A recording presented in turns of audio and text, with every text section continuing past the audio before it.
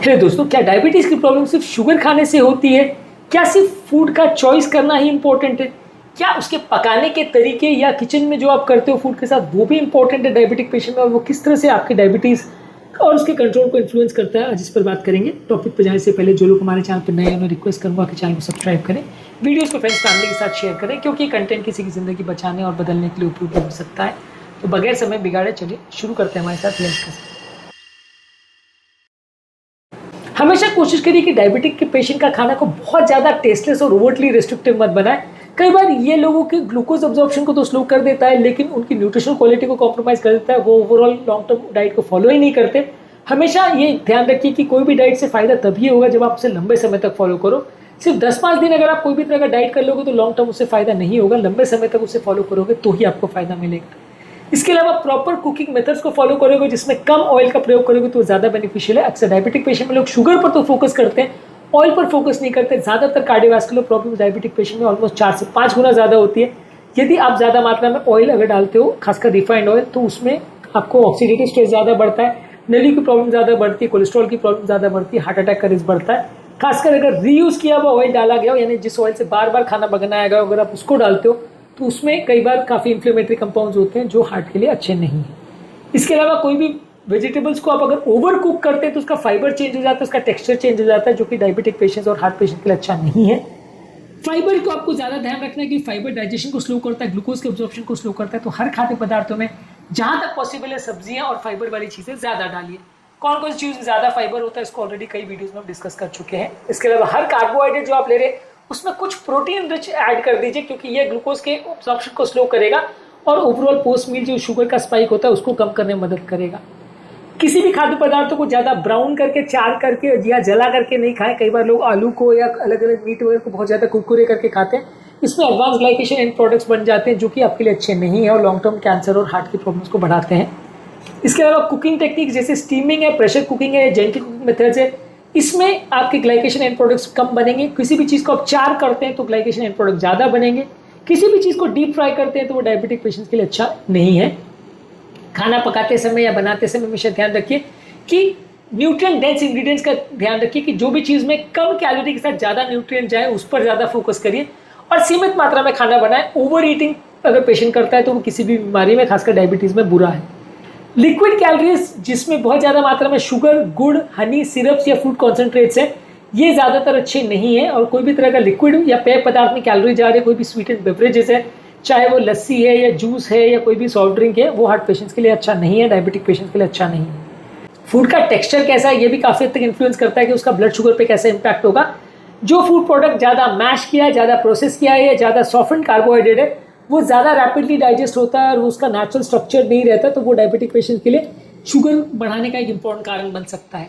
जहाँ तक पॉसिबल हो खाने को घर पर ही पकाइए। रेस्टोरेंट में बनाए हुए खाने पर आपका कंट्रोल नहीं होता, तो उस पर आप ज़्यादा कंट्रोल नहीं रख सकते। आप कुछ भी खा लेते हो जिसकी वजह से डायबिटीज़ का कंट्रोल बिगड़ता है। उसमें हिडन शुगर्स, रिफाइंड स्टार्चेज और अनहेल्दी फैट ज़्यादा होते हैं, तो वो कंट्रोल करना आपके लिए रेस्टोरेंट में बड़ा मुश्किल होता है।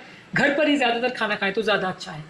इसके अलावा अगर आप स्पाइसेस और हर्ब्स का प्रयोग करेंगे तो वो नेचुरली बिना शुगर के कंटेंट दिए आपके ओवरऑल फ्लेवर को बढ़ाएगा और इसको आप ज़्यादा प्रयोग कर सकते हैं जिसमें शुगर भी कम जाए, नमक भी कम जाए और आपका टेस्ट भी कॉम्प्रोमाइज़ नहीं हो। हर मील को कंसिस्टेंटली अगर आप फॉलो करेंगे तो आपको ज़्यादा फायदा मिलेगा। अगर एक पैटर्न का खाना 10 दिन बनाते हो या 10 दिन बॉयल खाना खाते हो तो फायदा नहीं होगा। जिंदगी भर कंसिस्टेंटली किसी डाइटरी प्रैक्टिस को अच्छी तरह से फॉलो करोगे, हेल्दी प्रैक्टिस को, तो ज़्यादा फायदा मिलेगा। लेकिन ओवरऑल अगर आप 10-15 दिन के लिए शॉर्ट टर्म कोई क्रैश कोर्स करते हो तो फायदा नहीं मिलेगा। डायबिटीज में खाने में आपको सिर्फ शुगर पर ही फोकस नहीं करना है। Food combinations, cooking techniques, food structure, fibre preservation और मील क्वालिटी, सब चीज़ पर फोकस करना है, तभी आपका ओवरऑल खाना ज़्यादा हेल्दी बनेगा। स्टार्च को यदि आप पकाने के बाद अगर उसको ठंडा होने देते हैं तो वो रेजिस्टेंट स्टार्च बन जाता है। उसको फिर से अगर पका के खाते हैं तो वो उतना अब्जॉर्ब नहीं होता, तो 10-20% उससे शुगर का जो स्पाइक होता है वो थोड़ा कम हो जाता है। इसके अलावा कोई भी फूड प्रोडक्ट को डीप फ्राई मत करिए, वो फूड के कैरेक्टरिस्टिक को भी चेंज कर देता है, ऑयल कंजम्पशन को बढ़ाता है, तो ओवरऑल वो हार्ट के लिए या डायबिटिक पेशेंट्स के लिए अच्छा नहीं है। घर का पकाया हुआ हर खाना हार्ट पेशेंट के लिए या डायबिटिक पेशेंट के लिए अच्छा हो ऐसा ज़रूरी नहीं है। खाने की क्वालिटी और कुकिंग टेक्निक को भी ध्यान रखिए। घर पर खा रहे हैं सिर्फ यही सोच के कई लोग बैठ जाते हैं कि हम घर पे ही खाना खाते हैं फिर भी शुगर कंट्रोल नहीं हो रहा, तो अक्सर घर पर भी कई गलतियाँ होती हैं जिस पर ध्यान देना ज़रूरी है। ट्रेडिशनल रेसिपीज़ को आप पूरी तरह से अगर चेंज ना करना चाहो तो उसमें थोड़ा बहुत हेल्दियर चेंजेस कर लो। तो कई बार आप उसको भी कंटिन्यू कर सकते हो। कई बार लोग पूरी ट्रेडिशनल रेसिपी को चेंज करने जाते हैं तो उसका टेस्ट खराब हो जाता है और लोग उसको पसंद कई बार नहीं करते, लंबे समय तक वैसा डाइट मेंटेन नहीं कर पाते। डायबिटीज में आपको कुकिंग मेथड्स में सिर्फ शुगर पर ही ध्यान नहीं रखना है, हार्ट की हेल्थ पर, वेट मैनेजमेंट पर, इन्फ्लेमेशन, सटाइटी पर, सब चीज़ पर ध्यान रखना है, क्योंकि डायबिटीज काफ़ी है तो मोटापे से रिलेटेड चीज़ है। तो जितना मोटापा बढ़ेगा उतना आपकी हेल्थ बिगड़ेगी, तो कुकिंग में आपको इसका भी ध्यान रखना है। इसके अलावा कुकिंग करते समय boil, steam, grill, bake products को प्रेफर करिए डीप फ्राई करने के बदले। नॉन स्टार्ची वेजिटेबल जैसे पालक, मेथी, गाजर, मूली, भिंडी, बैगन, लौकी, तोरई, फूल गोभी, पत्ता गोभी, करेला, लौकी, खीरा, ये सारी चीज़ों को ज़्यादा प्रेफर करिए। इसमें फाइबर काफ़ी अच्छा है और इसको जितना ज़्यादा मात्रा में खाए उतना ज़्यादा अच्छा है। होल ग्रेन्स को ज़्यादा प्रेफर करिए मैदे या राइस के बदले। Whole wheat, oats, barley, brown rice को ही प्रेफर करिए मैदे की या वाइट राइस के बदले। इसके अलावा हर खाद्य पदार्थों में प्रोटीन डालिए। नॉन वेजिटेरियन है तो अंडा, फिश, चिकन को डाल सकते हैं या लो फैट डेयरी प्रोडक्ट्स, और वेजिटेरियन है तो मोट मूंग, मूंगफली, सोयाबीन, अंकुरित चीज़ें, दाल, चने, ये सारी चीज़ों को आप ज़्यादा डाल सकते हो। इसके अलावा हेल्दी कुकिंग ऑयल्स का प्रयोग करिए और रिफाइंड ऑयल्स का प्रयोग मत करिए। किसी भी चीज़ को डीप फ्राई मत करिए, रीयूज ऑयल का प्रयोग मत करिए। डायबिटिक फ्रेंडली है किसी चीज़ में लिख दिया तो वो हेल्दी है वैसा मत मान के चलिए, कई बार डायबिटिक फ्रेंडली लेबल की हुई चीज़ें भी हेल्दी नहीं होती। शुगर के बदले शहद, गुड़ या ब्राउन शुगर का प्रयोग करें तो वो भी उतना ही खराब है, तो इसलिए उसको मत मान के चलिए कि उसको आप यूज़ कर रहे हो तो शुगर नहीं बढ़ेगा, वो भी उतना ही ज़्यादा अनहेल्दी है। कोई भी चीज़ में एडेड शुगर या एडेड ऑयल मत डालिए। कोई भी चीज़ों में जैसे पेय पदार्थ या खाद्य पदार्थ में या जूस वगैरह में एक्स्ट्रा शुगर आप डाल रहे हो तो वो आपके लिए अच्छा नहीं है। इसके अलावा आप स्मूदीज वगैरह में बहुत ज़्यादा फ्रूट्स या ड्राई फ्रूट्स डाल रहे हो तो उससे भी काफ़ी कैलोरी बढ़ती है और वो भी डायबिटिक पेशेंट्स के लिए अच्छा नहीं है। हर चीज़ में पोर्शन साइज का ध्यान रखिए, कितनी मात्रा में आप चीज़ को खा रहे हो उस पर ध्यान रखिए। कोशिश करिए कि एटलीस्ट 50% आपका खाना नॉन स्टार्ची वेजिटेबल्स हो, एक 25 ग्राम आपका खाने में प्रोटीन्स हो और 25 ग्राम में हेल्दी कार्बोहाइड्रेट्स हो या होल ग्रेन्स वगैरह हो। इस तरह का मील आप प्लान करोगे, बैलेंस डाइट रखोगे तो वो डायबिटिक पेशेंट के लिए अच्छा है। प्रोसेस फूड को या अल्ट्रा प्रोसेस फूड प्रोडक्ट को पूरी तरह अवॉइड करिए।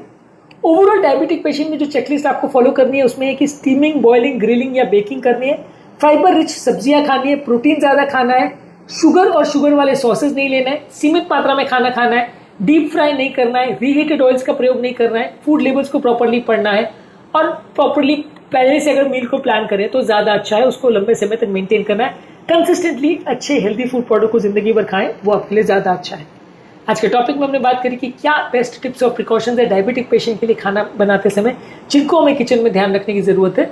उम्मीद करूँगा कि आज के टॉपिक में कुछ नई बातें जानने को मिली होगी। जो लोग हमारे चैनल पर नए हैं उन्हें रिक्वेस्ट करूँगा कि चैनल को सब्सक्राइब करें, वीडियोस को फ्रेंड्स फैमिली के साथ शेयर करें, क्योंकि कंटेंट किसी की ज़िंदगी बचाने और बदलने के लिए उपयोगी हो सकता है। आपके कमेंट्स हमें जानने में मदद करते हैं कि आपको हमारा कंटेंट कैसा लग रहा है, प्लस हमारे लिए मोटिवेशन और इंस्पिरेशन का काम करते हैं। इसलिए वीडियोज़ को देखते रहिए, शेयर करते रहिए और हेल्थ के सफ़र में आगे बढ़ते रहिए।